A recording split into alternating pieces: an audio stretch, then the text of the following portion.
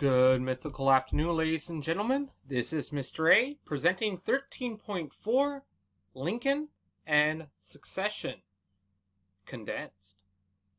So let's look at our objectives for today. You will be able to explain the effects of the election of 1860. You will be able to explain issues surrounding Southern secession. You will be able to identify the Confederate States of America, and you will be able to explain the Union's response to Southern secession. So we end up at the election of 1860, and it starts off with a split in the Democratic Party platform, in particular based on region. You had Stephen Douglas, who is going to represent the Northern Democratic perspective of popular sovereignty. You're going to have Breckinridge, who's going to be the Southern Democrat, who's going to focus on expanding slavery across the United States. Then you'll have randomly a guy named Bell, who's a constitutional unionist, who's going to focus on just keeping the Union together. And then you're going to have the rising star in the Republican Party, Abraham Lincoln, who rose after his debates with Stephen Douglas and his House Divided speech. And what's going to happen, this election is going to really be on the back of the idea of what should we do about this slavery issue. And what happens is the nation in general is going to be tired of compromise on slavery. As Lincoln stated, it's going to have to be all one thing, all the other, all free or all slave. And Lincoln is going to win the presidency by carrying almost every single northern state, but having zero nada help from the southern states. None of the southern states will have their electoral votes go towards Abraham Lincoln. Almost all of them, all of the northern states, are going to go for Lincoln, though. So in 1860, Lincoln is elected as president, and he will take office in 1861. Then the southern states are going to begin to secede. They stated that if Lincoln wins this election, which he does, they're going to secede from the Union. They're just going to be like, you know what, I'm out of here, I'm done. And they're going to base this idea on the idea of states' rights. That as a state, I have certain things that the national government cannot take away from me, like my right to own slaves. And also, that if the Union is voluntarily to join, you can voluntarily leave the Union.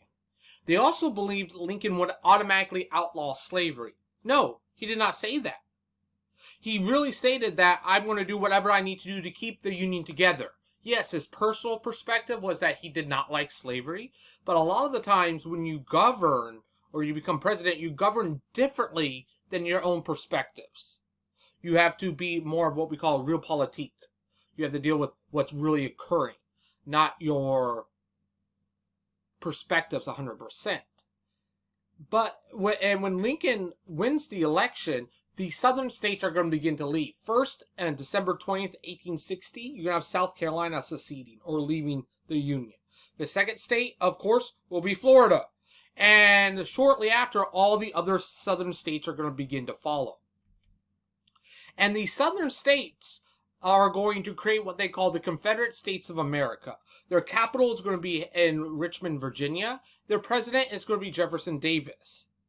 And the CSA, which are the southern states that left the Union, believed that war would be the only way to protect their secession from the United States. That the U.S. is not going to allow them just to leave. That Abraham Lincoln is going to have to attack the southern states to force them to come back into the Union. And the southern states understood that.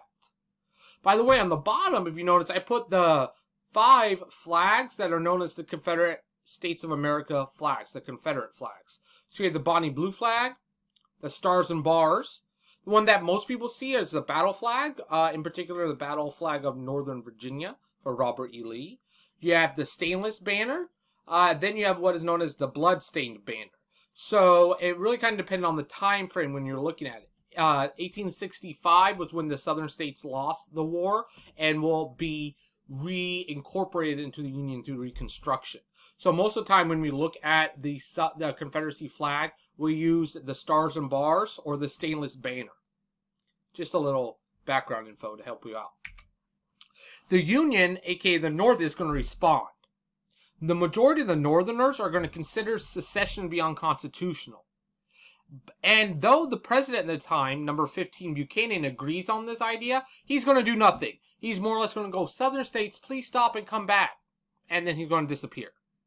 Pretty much Buchanan's thing. Say something, disappear, and not do anything about it. And also a large majority of the North expressed this idea that the South did not want to listen to the will of the people, and they disagree with democracy.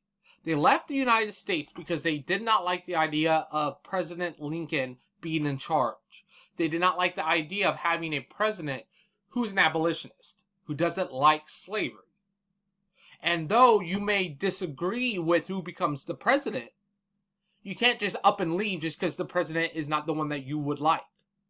And we've got to be aware of that. That just because the person that you prefer to become president doesn't win, doesn't mean you just go, yeah, you know what, I'm out of here. No. So then during President Lincoln's first inaugural address, he's going to speak passionately on the issue of secession. He's going to state, "In your hands, my dissatisfied fellow countrymen, and not in mine, is the momentous issue of civil war. The government will not assail you.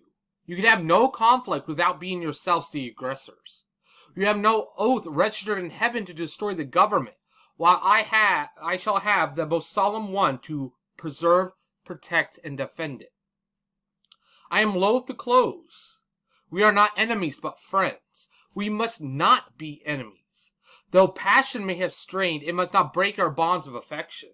The mystic cords of memory, stretching from every battlefield and every patriot grave to every living heart and hearthstone all over this broad land, will yet swell with the chorus of the Union when again touched, as they surely will be, by the better angels of our nature."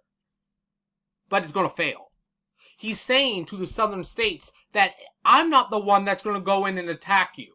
I'm not the one that decided to rip apart the nation because you disagreed with my concepts of slavery. But understand, if you do attack us, you do try to take over federal property, I absolutely must defend the unity of the United States. I must protect federal property. It is my job as the president to keep us unified.